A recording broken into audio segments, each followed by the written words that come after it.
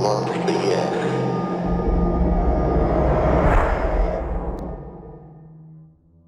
Hi, I'm Lil. And I'm Fitz. And you're listening to Knock Once for Yes.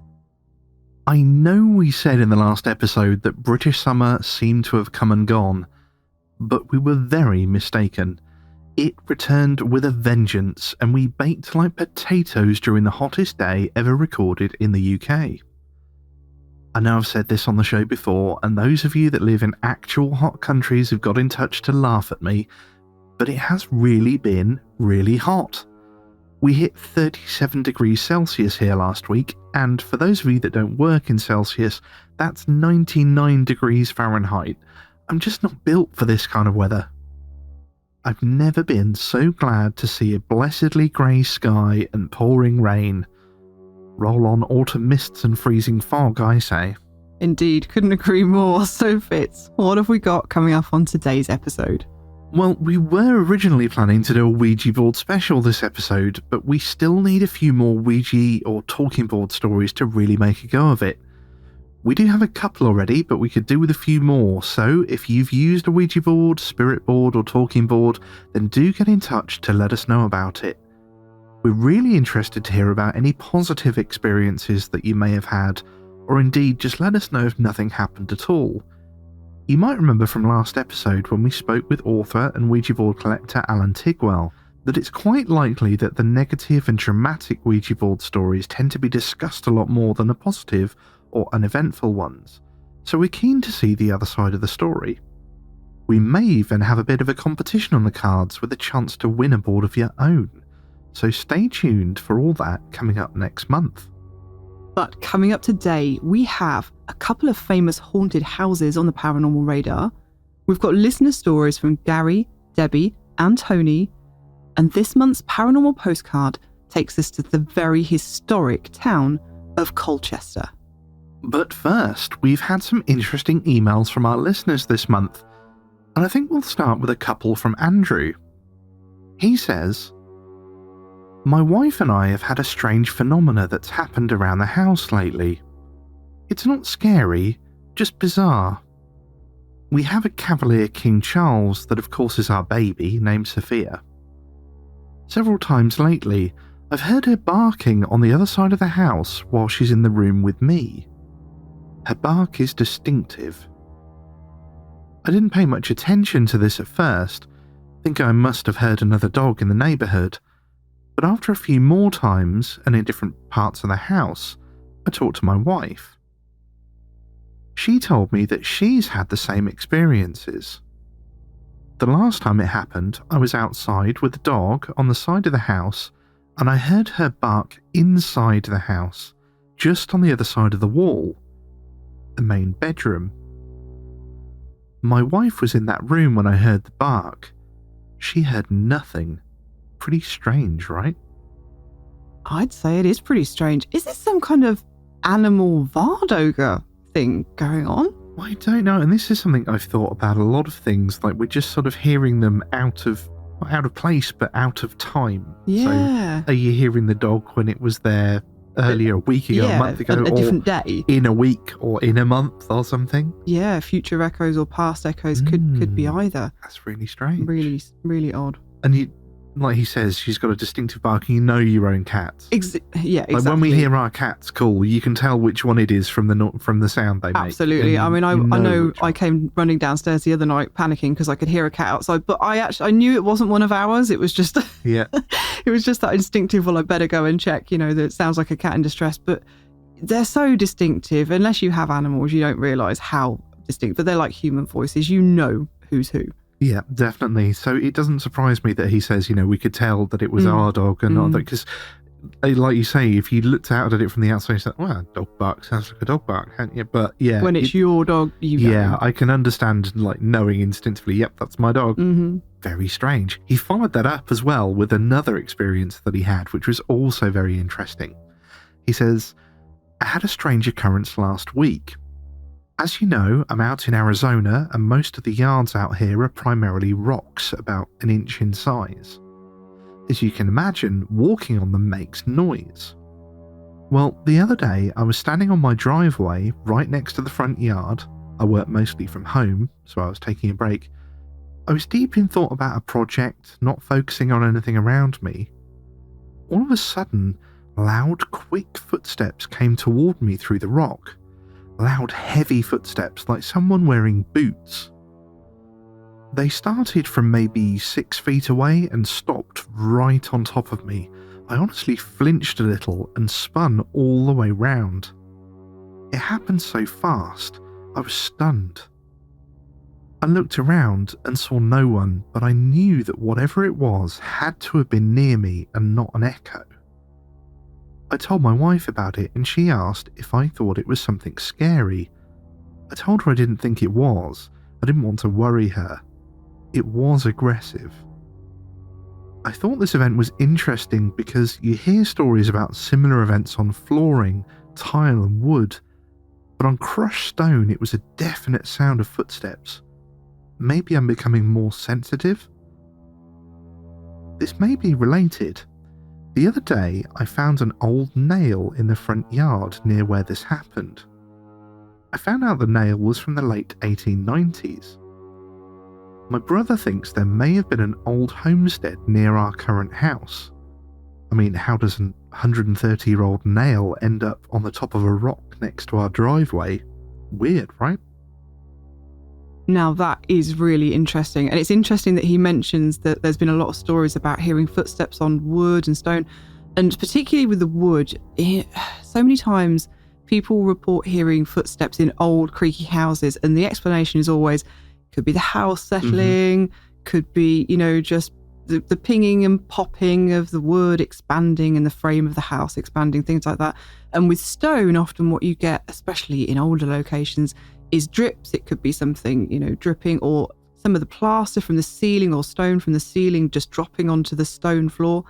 But if he's outside on essentially like really big gravel, what else could possibly cause that? There's nothing to expand or contract. There's nothing to drop from the sky onto the gravel and make that noise. No, and everybody knows that sound, don't they? Oh, it's really distinctive, yeah. It's very distinctive.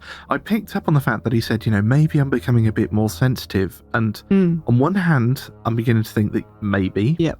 And it does seem that certain people have more experiences than others, although I think in the earlier story, his wife was experiencing the same thing with the dog as well. Yeah. But this all happened at around about the same time we were having activity here. Oh, really? So he sent them perhaps a little bit longer than a month ago, maybe. But it was all sort of when we were having stuff happening here. Yeah. And I was just interested again that the sort of timing all seemed to be, we've said this before, where a lot of the stuff that we have tends to be seasonal. It happens at the same time. And it was just, I woke up in the morning and sort of opened an email from Andrew and I was like, we've been having stuff going on here recently as well. That's really weird. That's strange. So I'm just trying to think like what time of the year that would put the peak of events at. Would that have put it around the sort of midsummer time of the year? Yeah, it wasn't that long ago. You're talking sort of a month and a half ago, maybe. Yeah, I'm just trying to make a logical connection to different seasons, different phases, and anything that would kind of tie into to make a change to the environment somehow. So I'm going to have to chew on that one mentally, I think. Yeah, it's definitely an interesting one. And with the nail as well, you've got something physical from something that's time ago. I must admit, when I replied to Andrew, there was something that came to my mind. And like we were saying with things being out of time, I wonder whether 130 years ago there was a chap that's like, where's my nail gone? Well, not necessarily where's my nail gone, but he's like, I went outside this morning and there was some strange chap stood out front of the house, so I charged at him, but he disappeared, and that was weird. Maybe I drank too much last night. His wife, yes dear. Almost going back to the what we've often said about the noises the EVPs that are often captured in houses are things like help and get out, and what the kind of things you would say to an intruder if you saw a mysterious intruder in your house. That idea that, or even if you just heard them. Exactly. If you heard something, the first thing, get out of my house. That's you'd want to shout at them to say, I'm here, I'm awake, I could hurt you, or I could call the police, sort of thing. So if you saw a stranger on your drive that wasn't meant to be there on your property, would you? Yeah, I mean, you may well just sort of charge at them, and I don't know. Yeah, An without interesting seeing thought. somebody, you don't know whether it's sort of he didn't give us enough information there, I think, to see whether it's a sprint or just a definitive, striding up I'm to this coming at person you. with purpose. Not, I'm going to beat you to a pulp, but, I'm definitely coming at you to see what you're doing here, sort of thing. And the appearance of the nail was really interesting. I mean, on the one hand, we've heard a lot of cases where something has been dug up on a property or brought home to a property even, and the appearance of that object has kicked off some activity in the house. But this nail hasn't been dug up or brought home, it's just appeared seemingly from out of nowhere. And that kind of reminds me of some of the other haunted house cases where people have had objects, disappearing as well. Some objects disappearing and then reappearing in completely different places where you'd never expect them to, and other objects just sort of vanishing into the ether. Some objects appearing that have never been seen before and the people don't even own. And it kind of reminds me of that a little bit. Yeah, it does seem very strange that it just kind of appeared out of nowhere on a rock in the garden. That's really strange. Yeah, and outside as well, not even in the house. No, I must admit, I'm struggling to think of a case where things have appeared outside before. It's normally all inside, isn't it? Thank you, Andrew, for getting in touch with those. Do keep us posted and let us know if anything else happens. Now, Lil, I believe you've also got a listener's letter to share. I do. We had a listener letter from Jan who got in touch after she listened to our recent episode where we had a lot of stories about premonitions. She writes, "Regarding premonitions, I often get feelings about things and have on many occasions felt dread shortly before something unhappy has happened, but I rarely get any specifics. However, there is one thing I do get specific premonitions about, and that's pregnancy. I've predicted the pregnancy of 3 friends over the years. One friend who I guessed was expecting when she was only a few weeks pregnant. She did know she was pregnant, but was keeping it a secret as it was IVF and they didn't want to jinx it. A second friend I saw shortly before Christmas, and to me it felt like she was keeping a secret that she wasn't ready to tell, and I suspected that she was pregnant. When I saw her again in the new year, she told me and I said, I knew it. When she asked what I meant, I explained my feelings, but she told me that she didn't know before Christmas, and she'd only taken the test on Boxing Day. And lastly, I suspected my friend was pregnant about a month before she knew. She was 4 months pregnant when she found out, so it was a bit of a shock for her. She decided to have a gender scan and she was told she was having a little girl, so she bought pink everything. However, I was so sure she was having a boy and told her so on a number of occasions, even suggested boys' names for her, but she was convinced the scan was right. Due to complications, she had to have a late-stage scan, and it was at that point they realised she was indeed having a boy. So she very quickly had to go and get lots of boys' clothes and think up a different name. I bet if Jan's friend gets pregnant again, that she's going to listen to her this time before wasting a lot of money on baby clothes. Yeah, too right. She could have saved you a lot of money in baby clothes. Those things are expensive. But that is so strange. And I could understand if it was a really close friend and their body language might, if they knew they were pregnant, their body language might sort of change and be a bit secretive and, you know, that glow that people talk about. But if the person didn't even know that they were pregnant, surely there wouldn't be that sort of changed body language to pick up on if they didn't know. I don't know. Just thinking about it now, you know, there's sort of dogs and things that can smell cancer, and there was a woman also that could do it. She'd got some kind of nasal adaptation that meant she could smell more than other people. So, I wonder like if, how animals can pick up on pheromones that we can't smell. But how would that tell you the gender of a baby, though? Surely that's not gonna. No, I haven't a clue. No. But really interesting. So thank you for sharing that, Jan. Yes, thank you, Jan. Really enjoyed that. Now, before we get into the paranormal radar, we'd like to say a huge thank you to our latest patrons. I know we say this every episode, but we really do mean it. It is only thanks to the support of our patrons that we can afford to keep producing the show. And we've been absolutely bowled over by your support this month. It's been a bit of a rough time for us lately, and not just financially. and the number of you pledging your support this month gave us a lift that I think we both really needed. So a huge thank you to Alison Davis, Jennifer Osborne, Cheryl Coffin, Ella Masters, Debbie Snell, Andrea McKeown, Katrina Alvey, Heather, and Jazzy. And thanks also to those that have donated through Coffee this month, Harper, Buck, and Keralea. Now then, Fitz, what have you got for me on today's Paranormal Radar?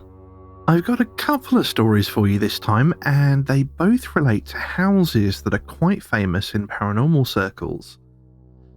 The first, oddly enough, comes from Country Living, not somewhere that we'd usually expect to find a Paranormal Radar story, but nonetheless, they caught up with Corey and Jennifer Heintzen, who've recently bought the house in Harrison, Rhode Island, that was home to the Perron family, whose story became the inspiration for The Conjuring. The Perron family, Roger, Carolyn, and their 5 daughters, moved into the home in the early 70s in search of a quiet life in the countryside, but unfortunately for them, it turned out to be anything but. Andrea Perron, one of the daughters, remembers the seller giving her father a strange warning on the day they moved in, saying, "Leave the lights on at night." Andrea went on to write a book about her family's experiences called House of Darkness, House of Light, and describes how the activity began almost as soon as they moved in. Initially, it was fairly innocuous, with the girls often seeing a young boy around the house. Toys would be moved, and they'd hear the sound of a broom on the kitchen tile, sometimes even finding a pile of dirt in the centre of the floor. I think we could do with a spectral cleaner. Oh, definitely. Do you think we can hire one? If you can find one, we will hire them. How would you pay them, I wonder? Not at all. That's the best bit. Excellent, yes. Things then took a darker turn. Beds would levitate and furniture would scoot across the room. Doors would slam and pictures would fall from the walls. Worse than this, invisible hands would yank on the girls' legs at night, and they began to see the spectre of an old lady with her head bent to one side. Anyone else thinking of the House on Haunted Hill's bent neck lady? Oh, the bent neck lady. Oh, shudder. From there, Carolyn began getting pinched and slapped. Things were thrown at her, and on one occasion she felt as if she'd been stabbed by a knitting needle. She found a puncture wound which was bleeding. Unable to afford to move, the Perrons called in Ed and Lorraine Warren, who attempted to cleanse the house. As is so often the case in these accounts, this seemed only to make things worse, and Roger demanded they leave before they exacerbated things further. They were finally able to move in 1980, and some later owners have also experienced activity, such as the sound of people talking in other rooms, doors banging, and the sound of footsteps, though none are as extreme as those encountered by the Perrons. Though perhaps they were keeping quiet in the hopes of deterring the large number of trespassers that plagued their home. Corey and Jennifer, the new owners, are being somewhat more open about their experiences. So far they've heard footsteps, doors opening, and knocking sounds. Corey admits that it's sometimes hard to stay in the house by himself, but nothing extreme has occurred as yet, and Jennifer finds it both scary and exciting. They've also said that they plan to open up the house to paranormal investigators, which is a rather exciting turn of events, and I think we may just have to add it to the list of places that we need to visit. For sure. I must admit that although I know of this case, I don't know that much about it. I think I have listened to an interview with Andrea Perron, and it was interesting, but it's something I feel like I need to look deeper into. I don't know enough about it, and it is a really interesting one. Yeah, it's one of those where, again, it's been turned into a sort of film and they've exaggerated things. And I mean, I've seen The Conjuring and it didn't relate to me anything to do with the bits of the story that I did know. Yeah, I did a little bit of research on it, and there's one thing that really made me laugh, and it's like, in the film, the Warrens come in and bless the house and it's all magically wonderful. And it's all fixed. And it's like, yeah, when you listen to them, it's like the Warrens turned up, they tried to cleanse the house and it made it worse. Oh, well, to be honest though, I mean, in so many haunted house stories that we do hear, a priest will come in and they'll attempt an exorcism. Somebody will come in, whoever it is, comes in, tries to cleanse the house, and it often kicks things off and just makes it worse. Yeah, it does seem like trying to get rid of something tends to anger it. But that makes sense though, doesn't it? I mean, what if it was you? You know, if it was your house and somebody was trying to boot you out of your house, of course you'd be angry. Yeah, definitely. I'm not sure what the best thing to do is. I've heard people say that you should challenge them and say it's your house now, and other people say be nice to them and just say I'm awfully sorry, but you're dead and it's now my house. And well, I guess the thing is, I mean, I'm sort of the opinion that people have different personalities, and I don't see why spirits should be any different.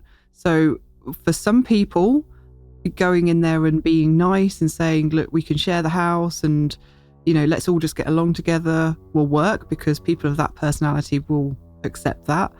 And for some people, if you challenge them, they'll back down. Other people, that just puts their back up. I think it's all just the same thing. You know, I think you've got to look at these, whatever they are, we don't know what they are, but the spirits or entities or energies or whatever, I don't see why they wouldn't have differing personalities just like we do. So what might work in one scenario might make it so much worse in a different case. Yeah, and I've heard of all of them working in some instances, not others, but, you know, my personal thought is perhaps just try being nice first. Well, yeah.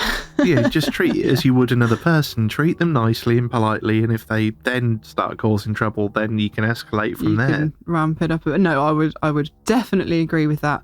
Be nice first. It's always a good rule. My thoughts exactly.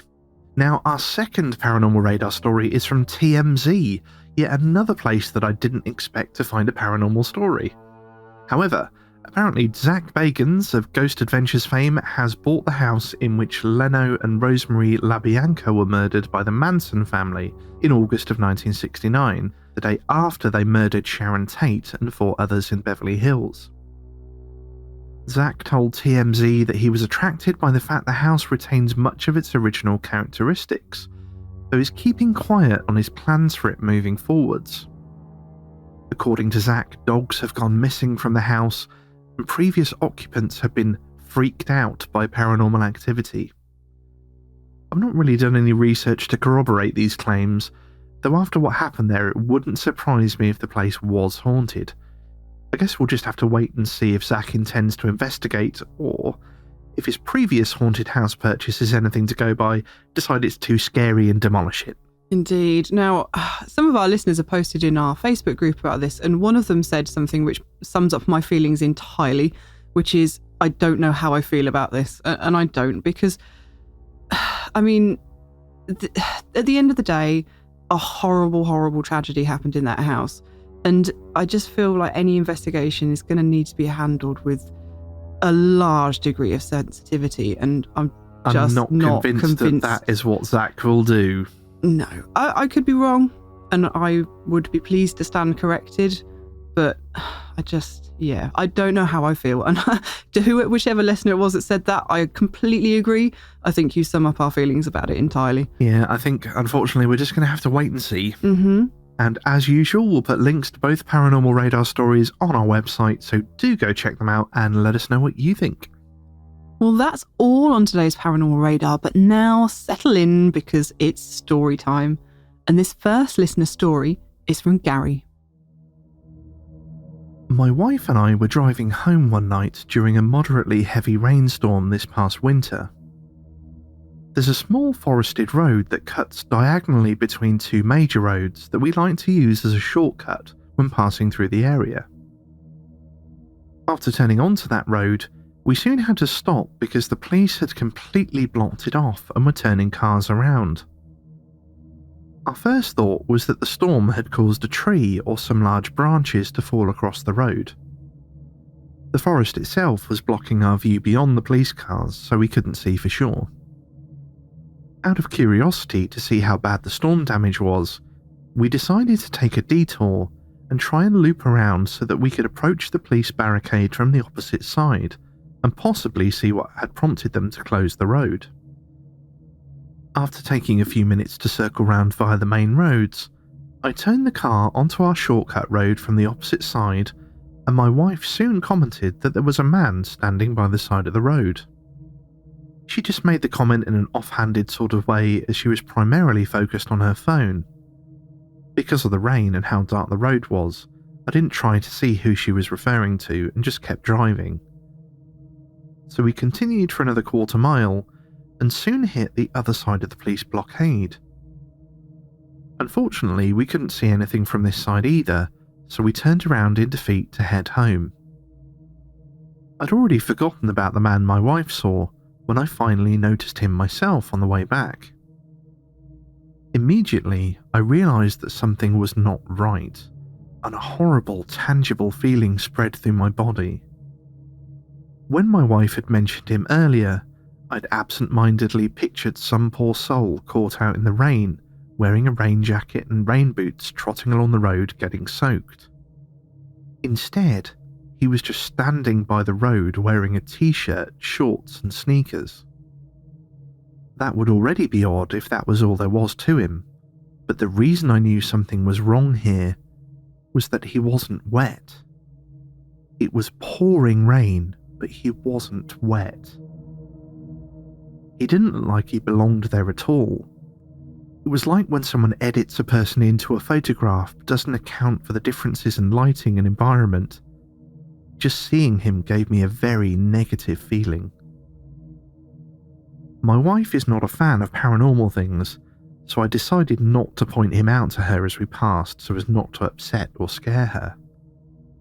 But I still wonder who he was and why he was there. Was he related to the reason the police had blocked the road? Something else to consider, that road runs behind a large cemetery. You can't actually see the cemetery from this road, but there is a side road with a gated entrance to the back of the cemetery that workers and employees sometimes use. And thank you, Gary, for sharing that story with us.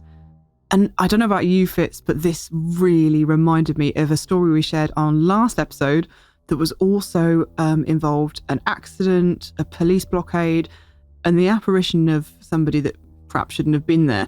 But in the latter case, the story that we shared last episode from Ghost in the Garden of England, the apparition was of somebody the witness knew. Yeah. Somebody that basically had just died and was almost carrying on through the environment as though they hadn't died.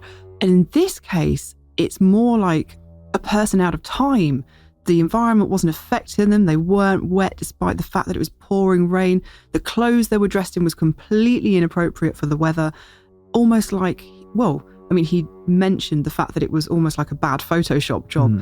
And I can recognise that feeling you sometimes see on films and things like that. Especially in old TV programmes where we didn't have HDTV and a bad sort of Photoshop cut and paste job wouldn't have been noticed. And you immediately get that jarring sense of wrongness. And he likens it to that sense that something's been plopped in the wrong place, completely out of time. Yeah, and it was because of that story that we told last episode that this one jumped out at me and I said, yeah, I've got to have this one just because I wanted to, like you, discuss that. Yeah. Compare it to this one. Now, the thought that came to me was, I was really interested by the fact that, like you said, it didn't seem to fit, and even though it was raining, he didn't get wet. And in comparison to the previous one, I wonder if that would also have happened if it had been in similar circumstances for the one last episode. Yeah. Yeah, it wouldn't necessarily have stood out something like that if it wasn't raining, you know? No, and it's just the fact that it was pouring rain that it made it so obvious that he didn't fit with the surroundings. Yeah, in this instance, it was presumably the fact that he was more sort of incorporeal and the fact that the rain wasn't affecting him because he wasn't physically there. So, I don't know. I'm interested to find out, maybe the poor guy was just on the way home from the gym or something and he was wearing shorts and t-shirt because he was going to be in his car all the way home. But then again, you've got the aspect of the cemetery nearby as well, so it could have been completely unrelated to the road accident. Very interesting. Yeah, it's a good one. Thank you so much, Gary, for sharing that with us. And if that story didn't send a chill down your spine, I think this next one certainly will. This one is from Debbie. I'm a nurse with over 40 years in the NHS, now retired and loving it. Like many nurses, I intuitively know when a patient is going to deteriorate and die. However, that skill takes many years to develop, and you need to be near to or touching the patient. In 1976, I was a second-year student nurse doing my psychiatric training at a large asylum, originally 2,000 plus beds. I was on night duty in a ward for older people, not with dementia, but with mental illnesses such as schizophrenia and bipolar disorder. The patients had all been in hospital for many years and were relatively healthy and content. The nurse I was on duty with was named Franks, and she was an SEN from Jamaica. I had worked with Franks for 3 or 4 weeks now, and she lived in the nearest big town and came in by bus. She would help me put the patients to bed after tea and make sandwiches for them. She administered the medications and then settled herself in an armchair next to the locked door with a blanket and slept. The ward was a rectangle with 4 rows of beds. The far wall had 5 single rooms, and in the corner, a locked fire exit. Don't mention health and safety. With stairs up to a ward which was identical to ours but for men. The ward was lit by large globe lights on a dimmer switch, and it was easy to see the far corners and all of the patients at all times. I sat next to Franks and read a book. I got up every half an hour to check the patients, changing any that had been incontinent or needed any other assistance. On my 3 a.m. round, I had checked every patient and, having washed my hands, sat back down with a book. Suddenly, about 10 minutes later, Franks, who had been sleeping for some 3 to 4 hours, sat up, grabbed my forearm and said, "Coleman, death is on the ward." Initially, I thought she was still asleep and dreaming, but when I looked at her, she was wide awake and watching. I asked what she meant, and she told me that death had come for someone on the ward. I was terrified. I asked where he was, and she pointed and followed with her finger. I saw nothing. I questioned her. "What does he look like?" "A tall black figure," she said, and told me where on the ward he was. At one point, he was coming towards us up the nearest aisle. "We have to stop him," I stated. She just looked at me and chuckled. "You can't stop death, child." She still hadn't moved from her chair. "What's he doing now?" I croaked. I was terrified and knew that she believed what she was saying. She was not afraid at all, just matter of fact and respectful. She told me he was at Jane Sycamore's bed and was taking her with him. She pointed the reverse journey back through the locked fire exit, and when he had gone, she got up. She didn't even go to the patient. She was so sure that that patient was dead. Franks went to get the last office trolley to lay out the body. I walked to the patient's bed, my legs shaking. And by the way, it's true, your knees do knock when you're afraid. I nudged the bed to see if the patient would respond. But no, she was dead. She hadn't been expected to die. Other than being elderly, there was nothing wrong with her. And I'd spoken to her 15 or so minutes ago when I did my round. Let me say again, I saw nothing. Thank you, Debbie, for sharing that story. That was chilling. It really was. There's just something about something like death in this case that is just, it's like the Terminator. It's like it absolutely will not stop until you are, there's no stopping it. Like she said, you can't stop death, child. Oh, no, how chilling is just that line is one that stays with you. You can't stop death, child. The inevitability of it.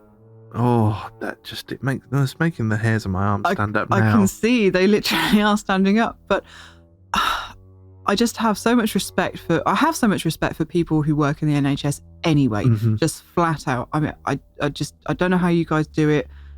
So much respect. But in that case as well, how would you even, she must have been so scared.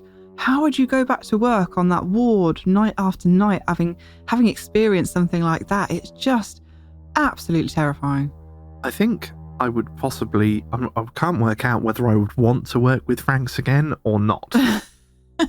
Because obviously she didn't notice it, so Franks wasn't there, she wouldn't have known. No. But there's also something comforting about somebody that's like, there's nothing you do about it. It happens. I know what you mean. Has that calm confidence of not freaking out, just like, I better go and get the trolley. Yeah, that calm demeanour goes a long way, I'm sure. Yeah, I'm with you. That's a difficult one, actually. Blissful ignorance or the calm, quiet sort of fortitude of somebody that knows what they're talking about? Tricky. But thanks again to Debbie for sharing that very chilling story. And now our last story of today comes from Tony. I have a few weird stories, and yet I remain sceptical, I think. The first time that I know of was when I was 22, which is many years ago now. I was working as a bricklayer with my brothers on a barn conversion over in Rickmansworth. It was the end of the third day and we were leaving when I remembered I'd forgotten my bag that had my sandwich box and flask in. I told my brother Kevin to wait as I'd only be a minute and ran off towards the barn and up some newly installed stairs. On reaching the top, I could see my bag on a pile of bricks. I leant down, grabbing my bag, and was standing up ready to spin round and get back to my brother's before I lost my lift, when I noticed someone standing against a block wall across the room. Without thinking, I asked, "Are you okay? Are you meant to be here?" It was then I could see that this person was more like a shape, a sort of shadow. I thought I could see a face, but I couldn't, if that makes sense. And then I realised I could see the wall through the figure. This all happened very quickly, and I felt ill all of a sudden, like I wanted to be sick, and I turned and ran down the stairs. My brothers, who were waiting by our van, asked if I was okay as I looked very pale and shaky. I explained to them what had happened, and after some laughing, one of my brothers said he was going to check it out. He returned a couple of minutes later saying he saw nothing, but there was a strange smell like old eggs. He said it smelt like the volcano on the island of Kos, which he had visited the year before, a sulphur smell. Nothing happened at work again, although I did steer clear of the room I'd seen the thing in, and made a conscious decision not to be on my own.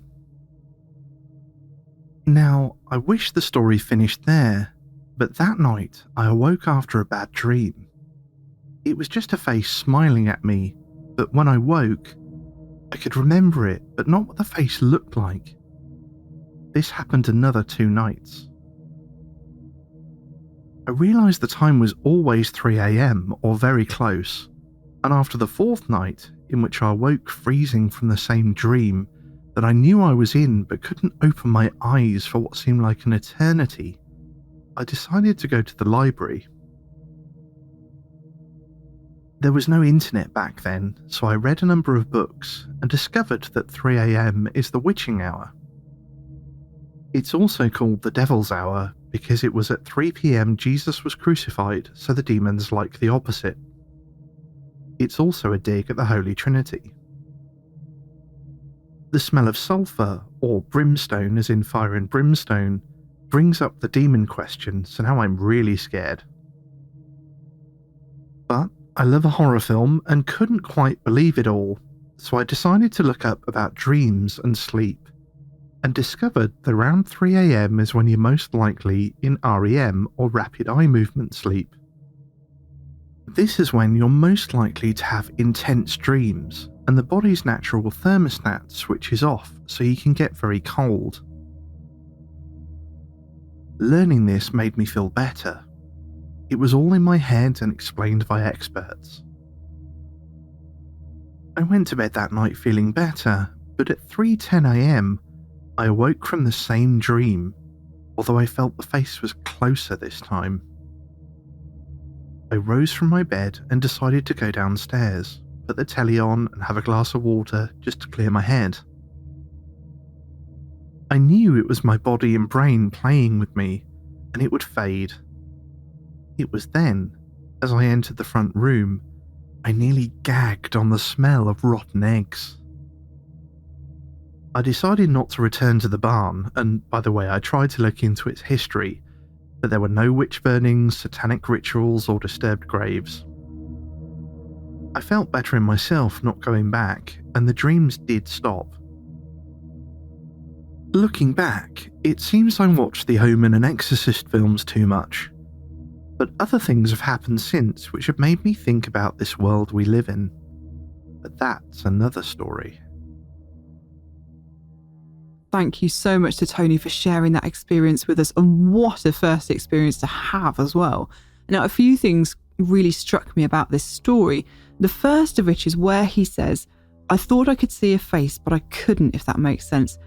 Yes, to me, that makes complete sense, because I've experienced a very similar thing where I've seen a figure and my brain has registered a face, but I can't actually see the detail in it. And it's such a weird thing to try and describe, but it's happening simultaneously, that your brain is recognizing a face, but your eyes aren't actually seeing the features of the face. Yeah, that was one of the main reasons I chose this story this time, was because of what I'd experienced here recently with the yellowy figure. Yeah. Do you remember I said it was a person and I could see it was a person, but when I tried to think about it, I couldn't picture a face. Yeah, and it happens for me in the recall as well. It's odd because I know memories fade over time, but it's not like that. It's not like you did remember it and see it once and then you can't quite recall it. It's like there's a blank there. Yeah, when you're looking at it, your brain isn't going, it hasn't got a face, what's going on? No. But when you try and picture it, it's just, your brain sort of skirts around it. I've described it before, like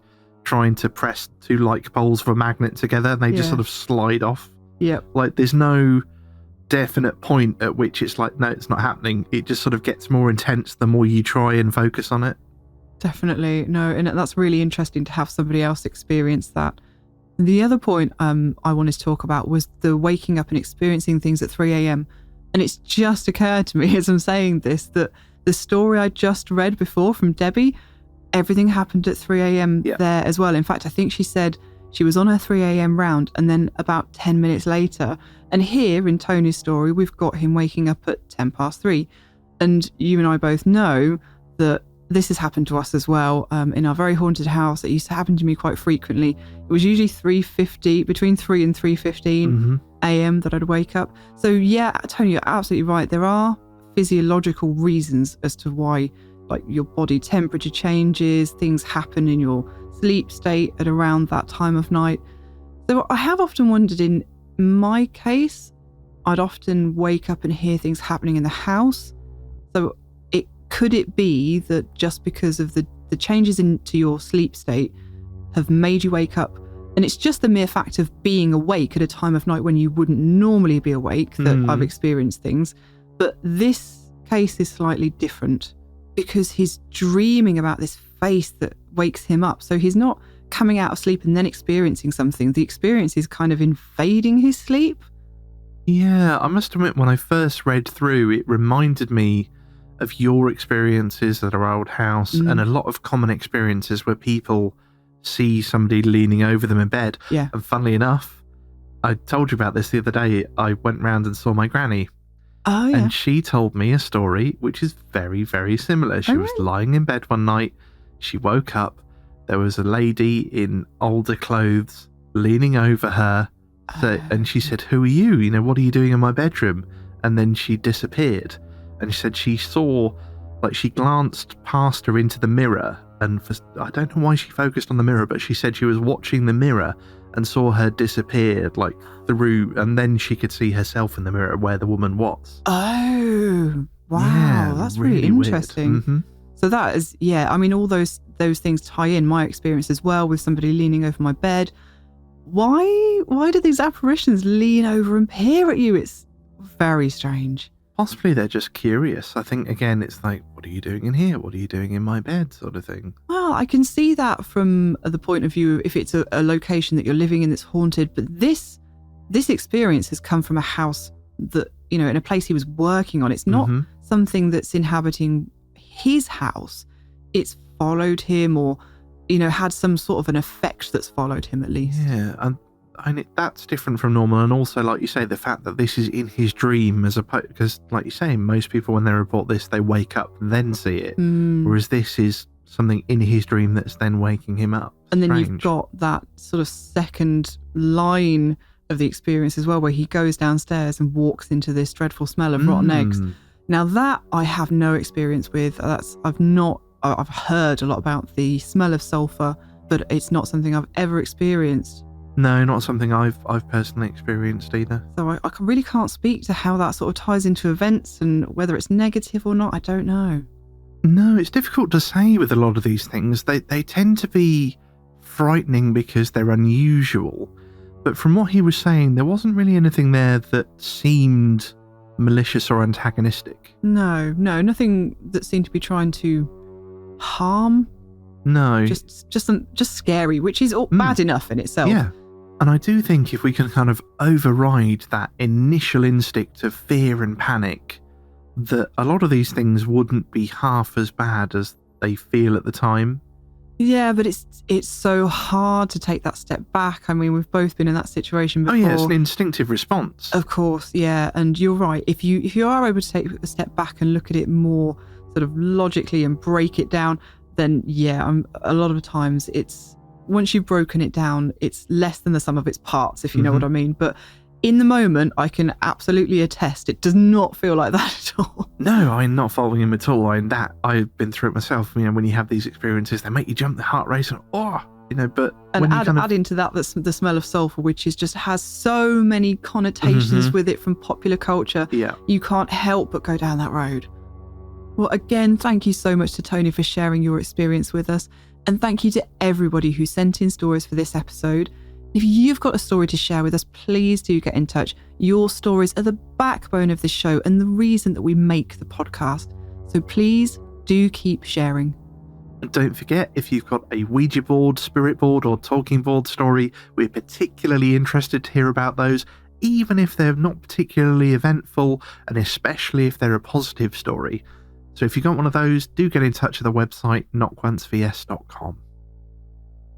Well, it's time now to grab a cup of tea, or maybe a cool iced beverage, depending on the weather in your neck of the woods, and settle in for this episode's Paranormal Postcard. For this Paranormal Postcard, I had the good fortune to visit somewhere I've wanted to explore for years. My intrepid mum decided that for her birthday this year, she wanted to see Colchester, a very famous town in the UK for those of us who love our history, and somewhere we'd never been before. I was hugely excited to visit this incredible town and spent the 2-hour journey south eagerly planning the must-see and, of course, the paranormal points of interest. But to understand just why Colchester is so extraordinary, I need to take you back over 2,000 years to a time when our little island was inhabited by warring tribes. In the Essex countryside of Iron Age Britain, not far from the southeast coast, on a plateau between the Cold and Roman rivers, was a tribal capital called Camulodunum, meaning the fortress of Camulus, the Celtic war god. The site was defended against the war chariots of enemy tribes by earthen ramparts and ditches, including the 3-mile-long Grim's Dyke. Some of these earthworks can still be seen today at Lexden Earthworks and are amongst the few remaining Iron Age earthworks in Britain. But as impressive as that is, they're relatively unknown compared to what was left behind after the Romans invaded and built the town we now know as Colchester. Back in 55 BC, Julius Caesar was first to cast his eye at Britain. Impressed by the rich soil, precious metals, and no doubt thinking to enslave the natives, he made a couple of attempts to invade and defeat the ferocious Celtic warriors. But his efforts weren't terribly successful.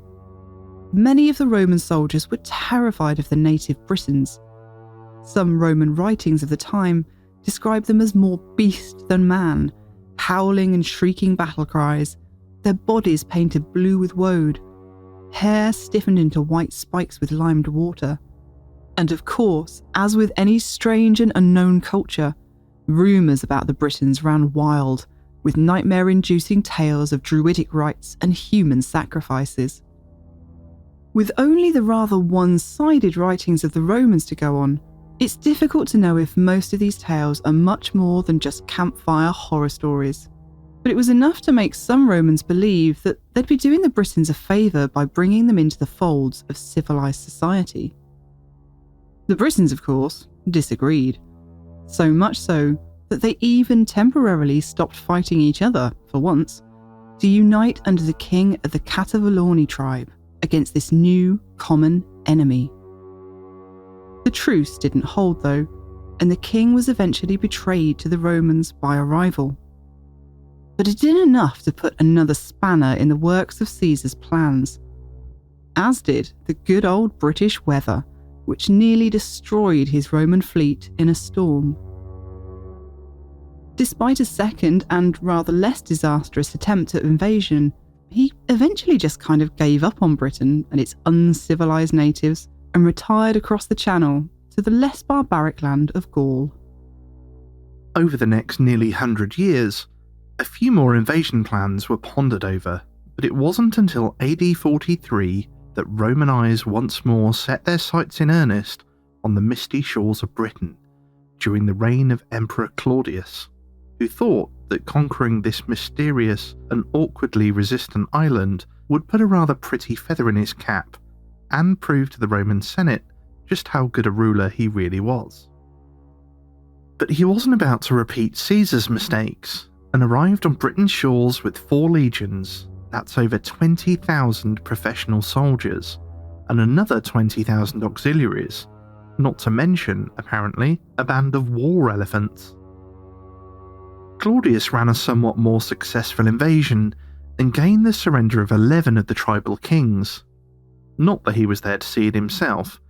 The campaign was led by his general, Aulus Plautius, and when the strongest of Britain's tribes, the Catavalorni, were defeated and the other tribes began to surrender, word was sent to Claudius to come to Britain and make his triumphant entry.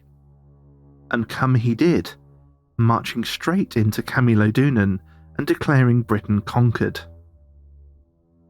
As the tribal capital was already a site of importance and tactical advantage, Claudius ordered a legionary fortress to be built at the now Romanized in name and status Camalodunum. By the time the fortress was complete, however, the site had lost its military focus and become instead a colonia, a town for retired military veterans who were tasked with the role of spreading Roman civilization to the natives. The barrack blocks were turned into houses, a monumental arch was built to celebrate Claudius's victory over the Britons, and after his death in AD 54, a classical temple was built to worship the newly deified emperor. This grand structure was named the Temple of Claudius and was the largest known classical temple ever built in Britain. In short, Camalodunum became a city, Britain's first Roman city in fact, the capital of Roman Britain and the oldest recorded town in the country. But with the military focus largely gone, the city was vulnerable to attack. And attacks soon came in the form of Boudica and her force of Iceni warriors, leading a revolt against the enforced Roman subjugation. Although England had technically come under Roman control, some of the Celtic kings had made a bit of a deal with the Romans before the invasion, and they were allowed to continue to rule over their own tribes.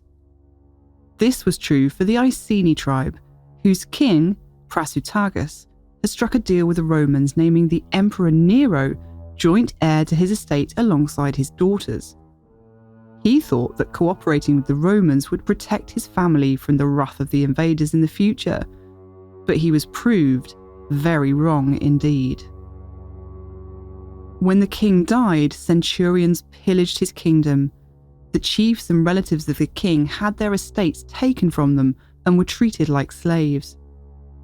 Far worse torments were enacted upon the king's daughters and his wife, Boudica. But Boudica and her daughters would have their revenge, rousing up an army from the tribes of Britain, asking them to shed the chains of Roman rule and rise up against their enslavement. Soon, an army of enraged British warriors was closing in on Camulodunum. Boudica and her warband defeated the defending Roman legion and burnt the capital to the ground. Some Romans tried to seek refuge from the brutal onslaught in the temple of Claudius, but no one was spared and the temple was destroyed. Such was the extent of the fiery destruction of the town that deep in the soil under Colchester can be found a layer of ash, known to archaeologists as the Boudican layer. Centuries have passed, generations come and gone, buildings risen and fallen, but always underneath the changing landscape of this town lies that layer of ash, surely mixed with the blood of thousands who perished in the brutal battle. And it's here, standing in front of the site of the once magnificent Temple of Claudius, the blood and ash of a ruined city under my feet, that I begin my tour of Colchester. And it's also the place where we find our first ghost story. It didn't take long before the Romans regrouped and rebuilt, this time adding a defensive wall around the town, the remains of which can still be seen today, including the oldest surviving Roman gateway in Britain. But the remains of the Temple of Claudius now lie underneath Colchester Castle. Hundreds of years after the Roman invasion came, a new invading force came to Britain's shores, the Normans, and it was they who recognised the site of the old temple as a fitting place to build a castle, making use of the landscape, the temple foundations, and sourcing much of their building materials from the old Roman structures. Colchester Castle is the largest Norman keep in Europe, and it looks like something straight out of Game of Thrones. In fact, when we visit, there is even a Game of Thrones branded sign on the lawn proclaiming Essex renamed as Essos. It turns out to be a social media publicity stunt celebrating the finale of the TV show. But you could have been mistaken for wondering if they did actually use it for filming. The castle, as you would expect, has a long and storied history. But for a lot of its life, it was used as a jail. From around the 13th century, the castle was used as a prison, and there was no brighter future in store when military use of the castle started to decline in the 14th century. Instead, the dungeons were converted to be the county jail, a pretty grim lot that was only going to get grimmer.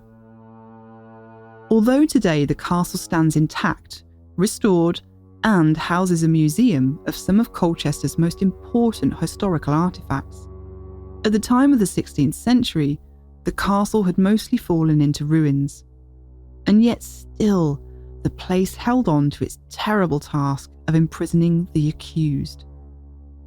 Only now, it held probably the most famous of all of its prisoners, the poor souls accused of witchcraft by none other than Matthew Hopkins, self-titled Witchfinder General. The conditions the prisoners were kept in were abhorrent. According to a report from the time, over 30 women were kept in one tiny cell, and many prisoners died whilst awaiting trial as a result of the horrific conditions of their incarceration. Today, in a small garden in front of the castle, a plaque is set amongst the roses in memory of the victims of the Essex witch hunts and the 200 men and women held in Colchester Castle on charges of witchcraft. The last line reads, "This plaque is placed as a memorial to them all, and in the hope of an end to persecution and intolerance. So with its long and deadly history as a prison, little wonder then that the most famous ghostly resident met his untimely end in the jail cells of Colchester Castle. In 1665, a Quaker named James Parnell arrived in Essex. He was only a young man, but was already set on his life's calling, that of spreading the gospel of his religion. It was a pretty dangerous thing to go against the established church in England during the 17th century, and Parnell soon got into trouble after preaching at St Nicholas's Church in Colchester. From here, he moved on to nearby Coggeshall, but was arrested on charges of blasphemy and incarcerated at Colchester Castle. When he was brought to trial, the jury acquitted him of the charges, but the magistrate fined him £40 and James Parnell refused to pay. So, back to the jail he was taken, where the treatment he received was unusually cruel even for the time. The story goes that he was forced to climb a rope to reach his meagre food rations, when they actually gave him some, that is. Inevitably, his health and strength deteriorated in those dreadful conditions, and the weaker he became, the less he could climb to reach the food. And on in a vicious downward spiral, until one day he had no more strength and fell from the rope, badly injuring himself in the fall. The fall hastened his already rapid decline, and he suffered miserably until his death in the spring of 1656. He was just 19 years old.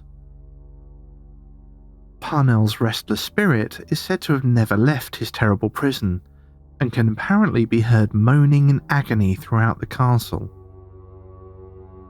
It certainly seems that the castle dungeons have a reputation for harbouring a dark presence, and even today, Parnell is named as the source of this malevolent energy. Whether or not it really is Parnell's unquiet ghost at fault is up for debate, but the story is rooted in truth. Parnell's fate was real enough, and he later became somewhat of a Quaker martyr. And from this well-known ghost story, another local legend arose, that of the unnamed man who braved the horrors of Colchester Castle's haunted jail. The story tells of a man who decided to face the famous ghost and stay the night in the castle's haunted cells.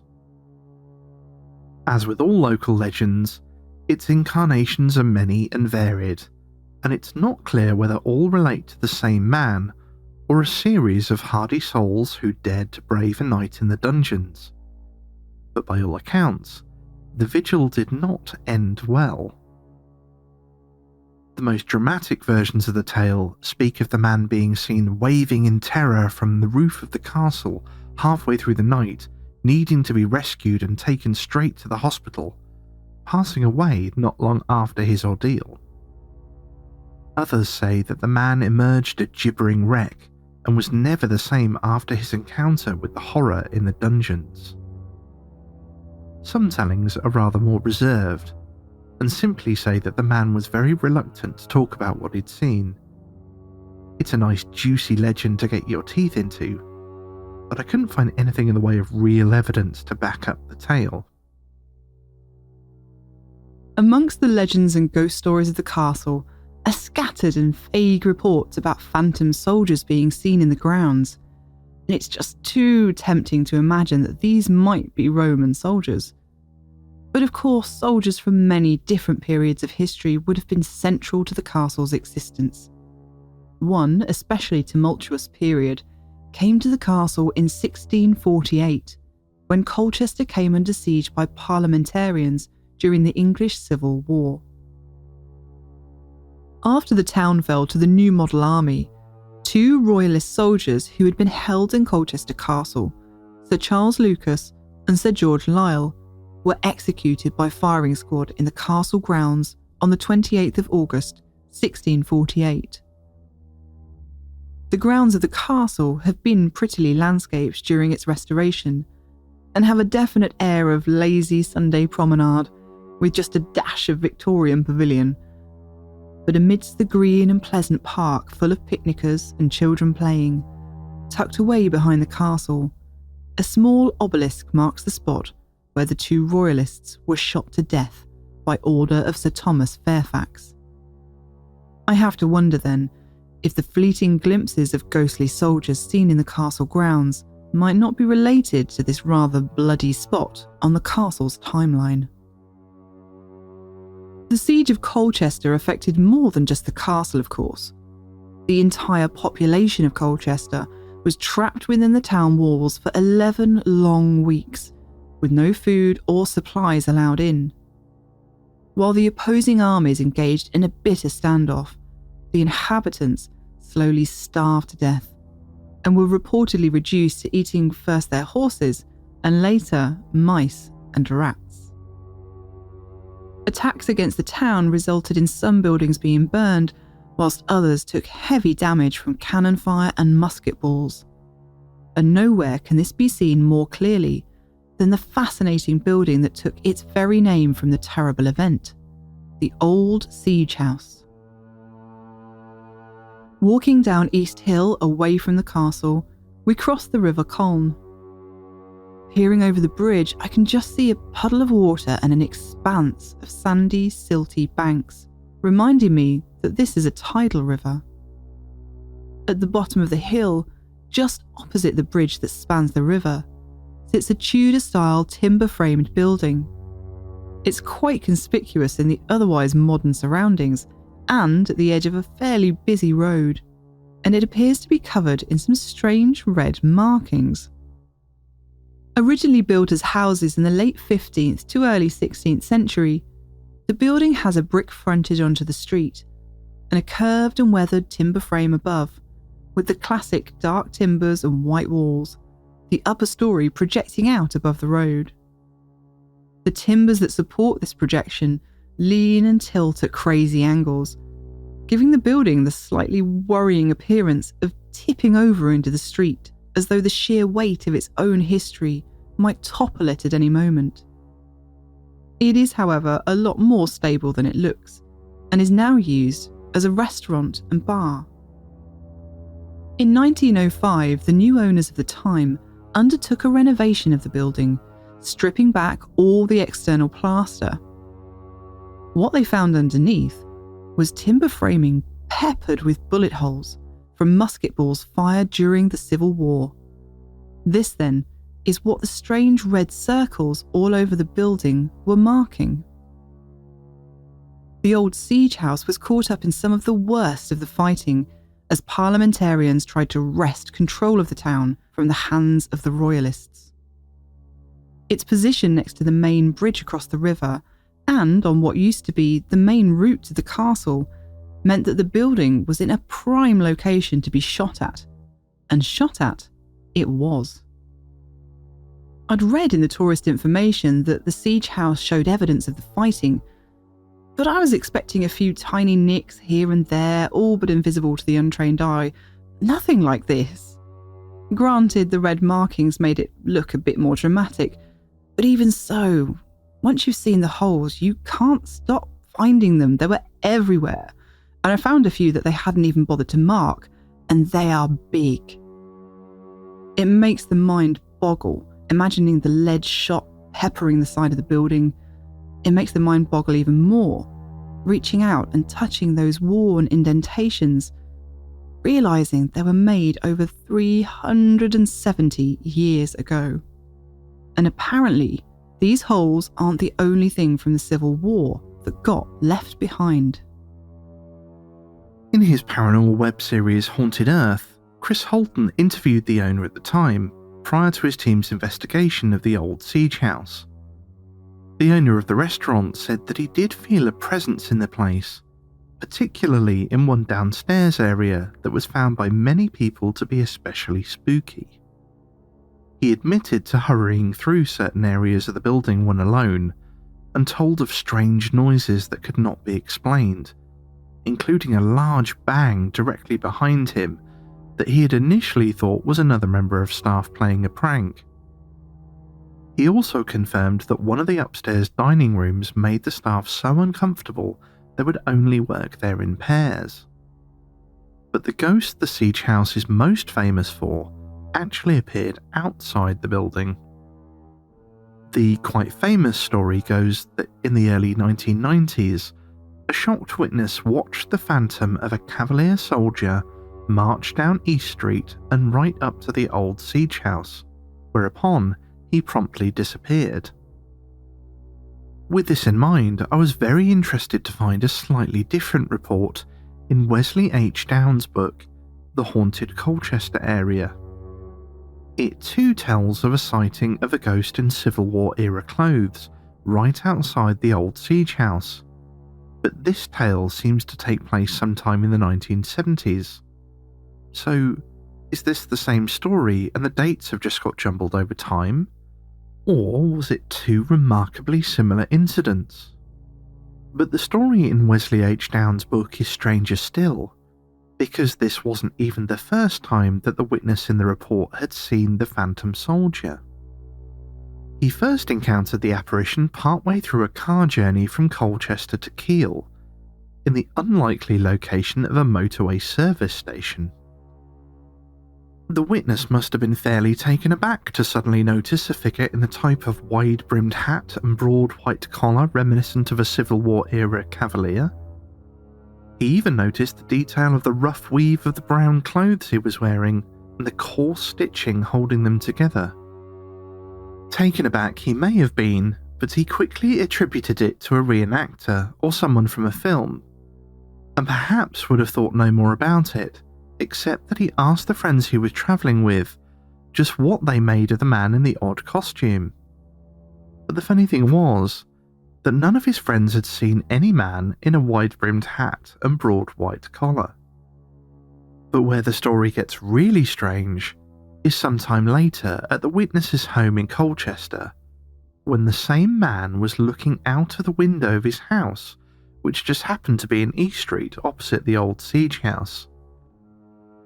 This time he was really shocked when he saw what appeared to be the apparition of the same Cavalier that he'd seen over 100 miles away in Keele, walking down the road in front of his house. The other pedestrians in the street didn't even seem to notice him, so he called over his wife and mother-in-law to look. Despite his pointing, his wife could see nothing. His mother-in-law, however, saw the same figure and was able to describe the apparition's clothes. They both watched in astonishment as the figure rounded the back of the Siege House and disappeared from view.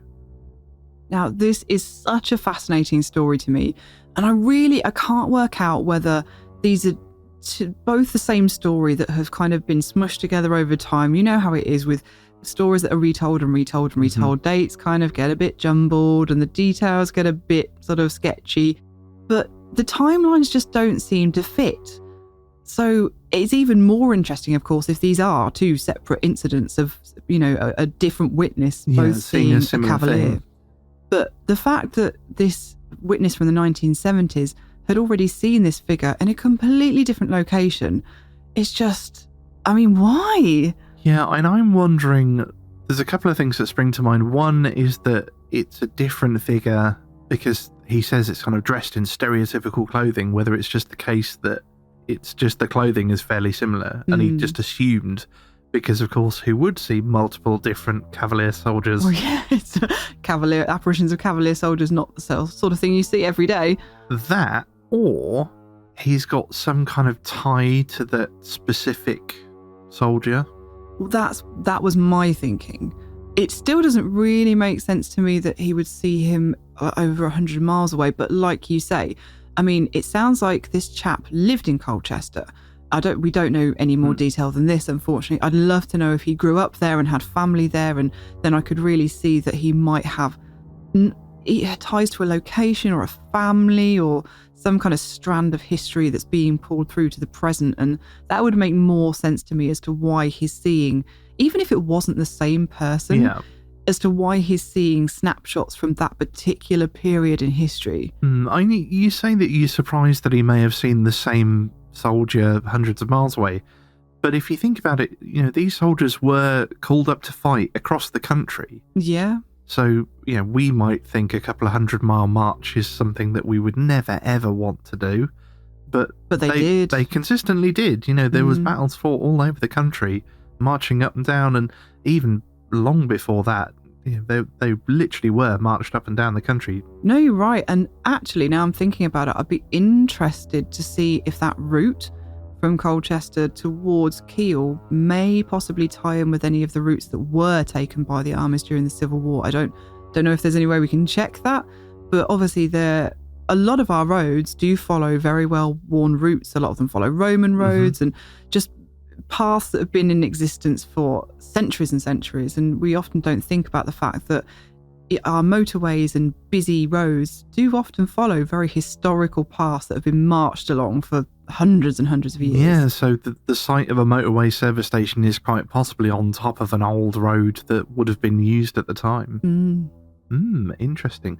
The other thing I found interesting was that at the service station, his friends couldn't see it, but he could, but more so when he was home, and his wife couldn't see it, but his mother-in-law could. Yes. Because we've talked about this recently at home, about how some people are more sensitive to things than others, and how when we've both sometimes seen something, one or other of us have had more detail on it than the other.